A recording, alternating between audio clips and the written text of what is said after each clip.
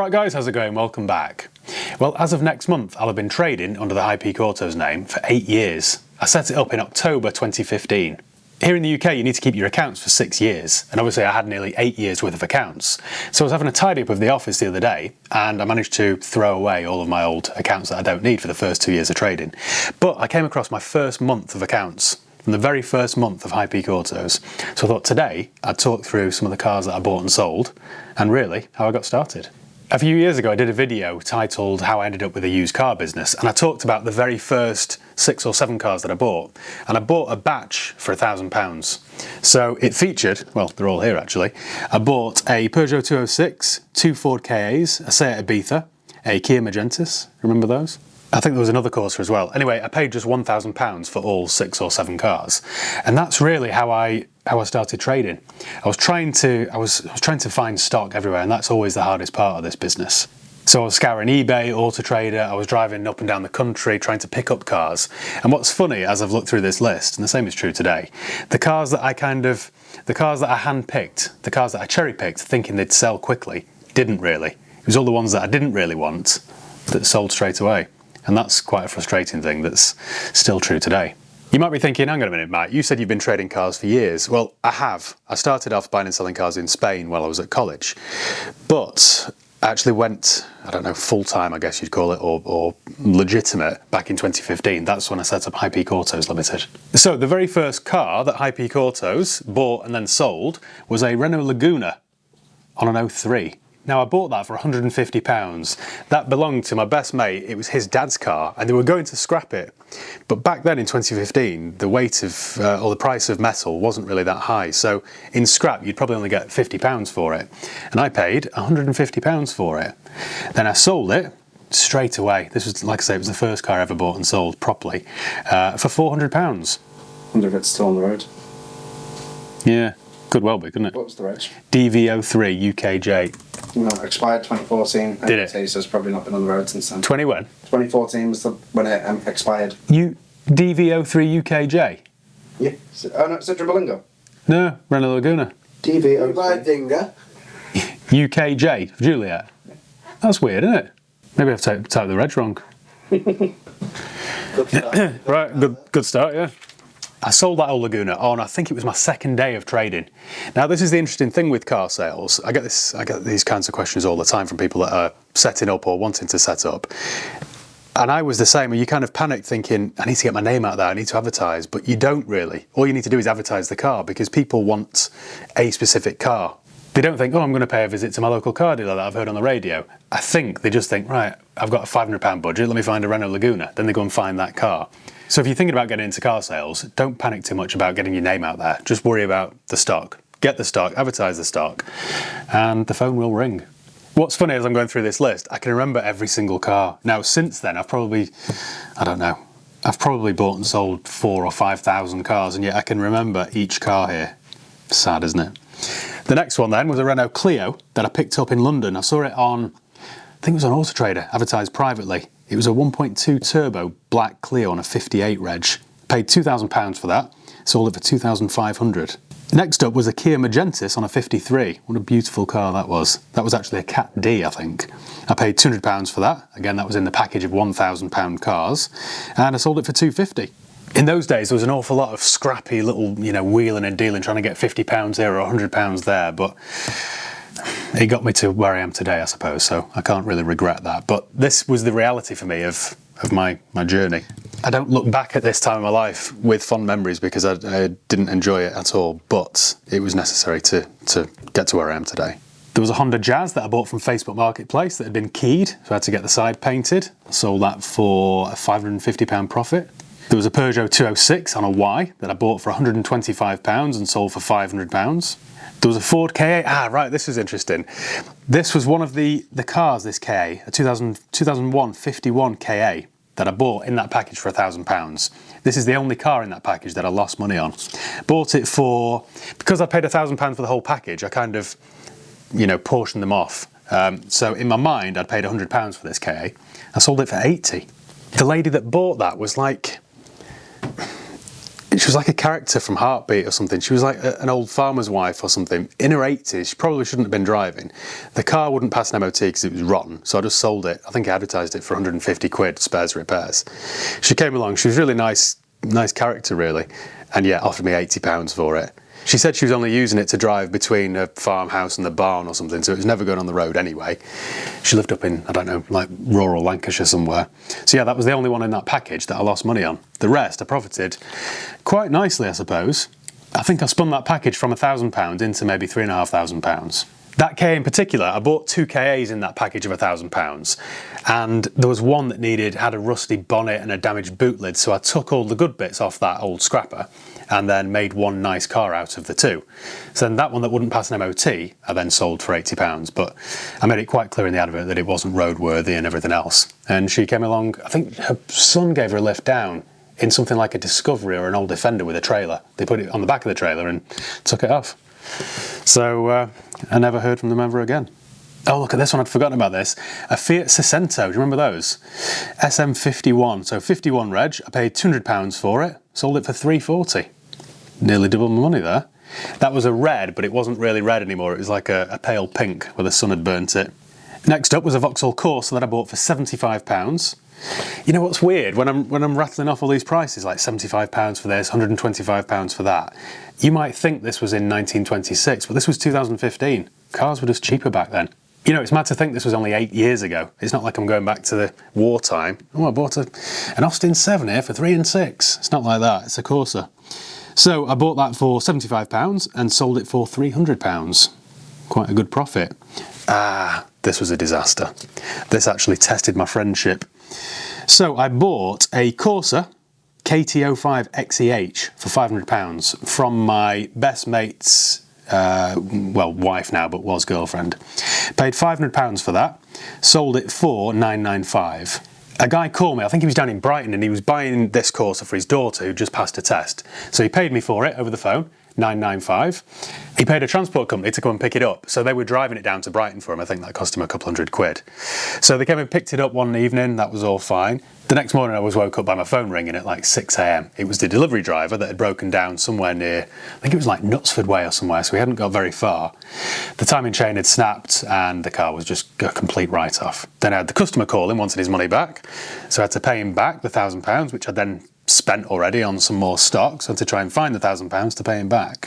Like I say, these really weren't happy times, but it was just necessary. I started this business with nothing really.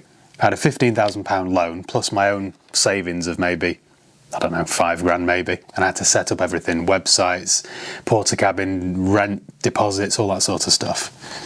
So I do feel like now I have been there and got the t-shirt. You know what's funny as well, somebody asked me this question the other day. In fact, it was my barber. I was getting my hair cut yesterday, and he said, in the UK, do you need some sort of, dealer license? Do you need to go to college to be a car dealer? Do you need some sort of, is it regulated? And it isn't. I think in the States it is. You need a car dealer license, but here it isn't. And I really think they should introduce something like that. It would make sense to try and regulate it, at least show you how to do your accounts properly, or, there should be something so that we're all, singing from the same hymn sheet. And there isn't. It's a bit weird. Me, for example, I'm completely self-taught. I've never worked in a main dealer, so I've never had any main dealer training. My whole education really came from watching episodes of Wheeler Dealers and Auto Trader and just being interested in cars. So I have just picked up all this just through working and trading. I was never taught this as such. I think if I could go back and have my time again, I would do things slightly differently. I'd be a little bit more firm and hard with people, I think. I don't know, it's all a learning curve, isn't it? It's like any new business, really. This video isn't sponsored, by the way, but I got asked this question so many times. How can I get into the business? How can I start buying and selling cars? That I decided to create my own course about 3 or 4 years ago. So if you are interested in getting into the used car business, then check it out. It's free for the first 30 days, and then only £27 a month thereafter, and you can cancel at any time. Because there was nobody there to teach me this, I've had to kind of learn by my own mistakes. So I thought by creating this online course, that would be the best way to share all this knowledge, really. So if you are interested in getting into this business, then check out my online course, because I've done nearly 100 videos which explain every single aspect of this industry, from funding to branding to preparing cars for sale to dealing with after sales to warranties. It's all there, so do check it out. And I genuinely think at £27 a month, it's great value. I'd have gladly paid for that at the time to get what I think is fairly invaluable information. So I'll leave the link below in the video description, and yeah, check it out for yourself. Right, on to more gems that I bought. Something else that I wish I'd learned early on, and I kind of learnt this the hard way: don't do sale and return cars. There are a few examples here where a mate of a mate has said, "Oh, can you sell my car for me?" And I've just kind of put it on the forecourt, sold it, and then taken my £500 cut or whatever. But here in the UK, you're still liable for that car.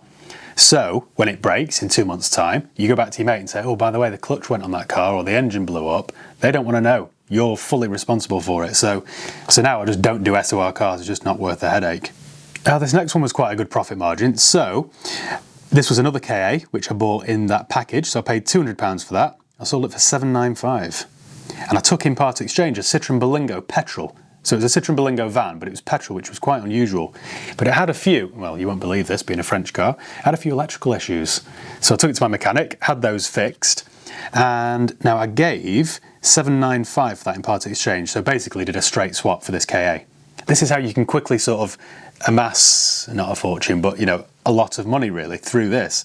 So basically I swapped a KA that I paid £200 for a Berlingo that was worth an awful lot more than that. Now I sold that Berlingo for £1,500. So all of a sudden I'd spun £200 into £1,500. This whole industry really is a numbers game. If you do that 30 times a month, then you've got a fairly healthy business. Next up, I was getting a bit big for my boots here, I bought an X5 for £3,600. I sold that for £4,200, and I sold it one evening. It was one miserable winter's evening down at my old yard in the middle of nowhere, and I sold it to a group of lads who paid me with a carrier bag full of cash, £4,200. They all had several mobile phones on them, so I'm not sure what they did for a living. Didn't like any of it, and I was locking up that night thinking, I'm going to get a whack over the head here and my carrier bag full of cash is going to get stolen. Luckily, touch wood, that didn't happen, but you do take certain risks in this business. Oh, there was a bit of a loss here. I bought a Mondeo on a 52 for £300. I remember this. It was gold. It had done 240,000 miles. And I sold it for scrap for £100. Good deal. Next up is an R-Edge Fiesta. Now, I really like that generation of Fiesta. They were always rusty and rotten, but they did always drive quite well. Paid £150 for that. Sold it for £175. This next one, I remember this. Right, this was a 2003 530 diesel. It was a E39 5 Series, but it had done about 160,000 miles. It was in Biarritz blue, I think, with a beige leather interior. 3 litre diesel, automatic. I paid £12.95 for that, sold it for 1,800 quid. You know, I said about being a bit more firm with people. Look at this, right? I bought a Smart for 4 on a 52, so it would have been, what, 13 years old at the time? Paid £600 for it, sold it for 1,495, so I made a profit of 895. And I've got here partial refund. I sent £500 back to the customer because within a week he'd found several issues with it. This is what I mean about being firm. I should have told the customer where to get off, really. You bought a car for 1,500 quid. So what, it's got a few issues. But I didn't, I just kind of didn't know any better, so I went along with it.